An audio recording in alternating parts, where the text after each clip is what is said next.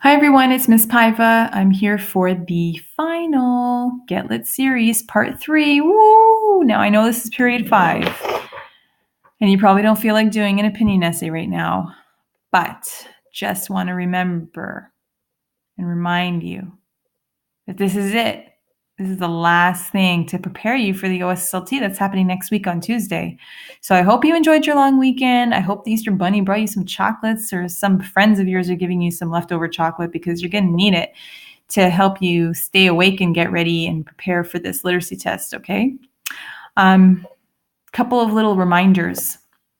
One, next week on Monday, the 9th, we're going to have an assembly. I'm going to go over a bunch of stuff to get you prepared for the next day, which is the day of the test. Two, there are no regular classes on the day of the literacy test. That's new this year. So teachers, I know some of you probably didn't know this, but there are no classes. It is just the literacy test. And that's because you get 75 minutes per book. And remember, each booklet has reading and writing questions. One's probably going to be the news report. The other reading and writing will probably be the series of this series of paragraphs, the opinion essay. And new this year is that not only do you get the 75 minutes, but if you need a few extra minutes, you're allowed to have some extra time. All right. So that's what's happening this year. I know that for some of you, you didn't get a chance to sign up. This week on Wednesday, during period 4, you can sign up using the Google form that you can find in the comment section below this video. So if you go to YouTube, and I'm just going to show you really quickly how to do this, and you sign into your GAPS account and you search up my name,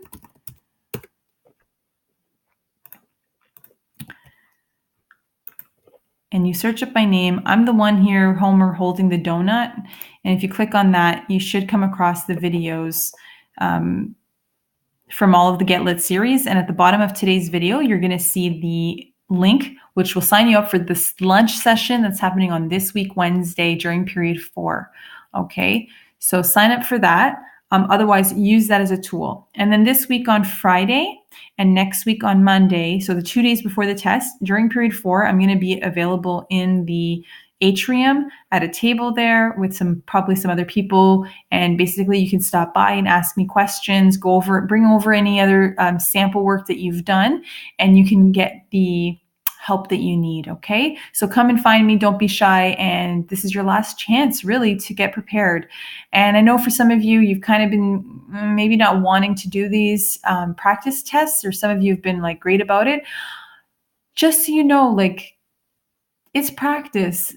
Yes, we're saying it's optional, but I mean, this is your last chance to get any feedback on how you're doing before the test. So if you don't take full advantage of it, I mean, it's your loss, right? But I hope that you've been enjoying the videos, and that they've been helping you get ready and you're feeling a little bit more prepared with the strategies, okay? At the end of today's video, because it's period 5, teachers, if you can please collect all the packages from the students, put it in that folder with the envelopes, the elastics attached, and have a student bring it straight to room 210, which is my office, to leave it on my desk. Or if no teacher's available, drop it off to room 205, because the sooner that I could get people to pick these up to mark, the faster it will be. There is no literacy lesson tomorrow because we're going to be marking your essays. You're going to get these back on Thursday. All right. So there is no literacy lesson tomorrow. It's just on Thursday. Let's get started with this opinion essay. All right, people. So I hope you have this booklet in front of you. You'll notice the photocopying is a little wonky. Just make sure you put your name on yours so that I can give it back to you. The opinion essay is looking at 2 key things. Can you develop a topic? So can you, again, write about information in an organized fashion? And can you write full sentences? Pretty much that's what they're looking for. We're going to suggest that you do 4 to 5 paragraphs for your series of paragraphs. You need to use the full 2 pages provided. Notice that it's highlighted, so highlight your booklet, people. Highlight it, because remember, they're looking at, can you fill up the full 2 pages? Can you develop a topic for that long? It's worth 100 points. 60 is for that topic development, 40 is for the writing conventions. All right. I hope you realize that in the reading section, there was multiple choice, and then there was the short answer where we told you to use that point-proof connection method. And then in the writing section, we've done the news report, which is kind of its own little thing. Like, there's nothing really like it. And then there's also the short opinion paragraph where we said use that Oreo method. And then today it's the opinion essay. So you can use the Oreo method or PPC because really it's the same thing.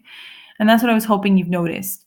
As long as you follow the same format, you're basically covering that topic development. So PPC is point, proof, connection. So make a point, get the proof from the reading or provide your own experiences and examples, and then make the connection. And that's basically concluding thought. And Oreo is the same thing. What's your opinion? What's the reason? Where's the evidence? So the reason is like the point, the evidence is like the proof, and then the connection is like your last O.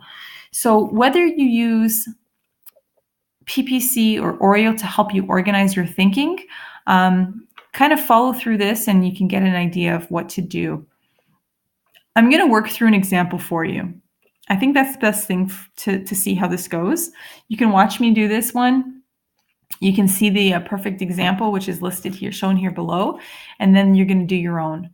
So today's lesson is going to take a while, and when you're finally done, like I said, if you can please bring it down to my office or send it to my office right away, that would be greatly appreciated. Okay, so this is how I would tackle this, and this is what I suggest as the strategy. But again, feel free to read this and see if it makes more sense to you. So it asks for a minimum of 3 paragraphs. This is exactly what it looks like on the literacy test.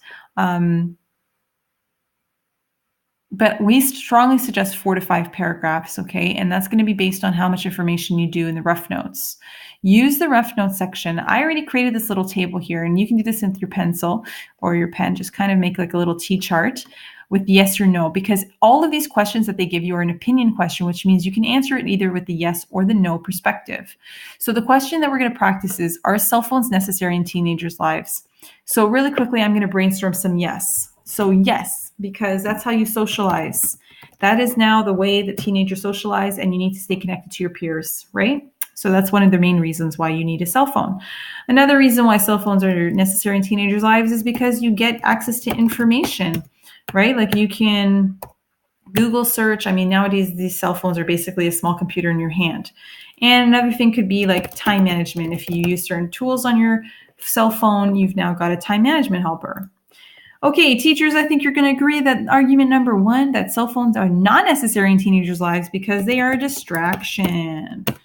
Okay, what's another reason? They're expensive, whether you're talking about the plan or the actual phone itself. And then also maybe, why are cell phones not necessary in teenagers' lives? Let's go with that you can get yourself into some serious problems, right? You can probably get yourself into some serious problems with social media, or maybe you could be lured. I don't know. There's a bunch of stuff you could write about. So the point is, you take the question, you make this chart, and you think to yourself, okay, what was the easier one for me to write? Did I have a lot more ideas for the yes or the no? And that's the one you end up writing the paragraph on. So in this case, I think it was a lot easier for me to just say yes. So why is now the important piece, right? Like why, not the why, but why should we write about these? It's not even what I believe, but it's what was easier to come up with. And that's the same thing for you. Just make this stuff up, okay? All right, so these are now our main ideas. So I'm gonna make this highlighted in this color here. So that's the blue, that's your main idea. This is paragraph 1 is gonna be the introduction, paragraph 2, 3, 4, and then my concluding paragraph is paragraph 5, right?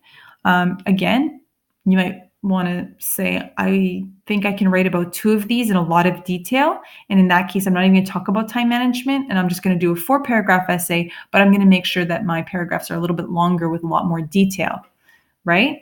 So not only do you need to have the reason, so if we use the PPC, like what's the point, then the proof, and then make the connection, right? So the point is the whole idea of socialization. The proof is a for example. And then the connection is your concluding sentence. I'm going to run out of time, so I'm going to have to make this a 2-part video, and I don't want to rush through this. So please make sure you follow to the next video so that you can get further instructions, and then we can get started on today's lesson and give you some time to work on it. Okay, so I'll see you back here for part 2 of this video.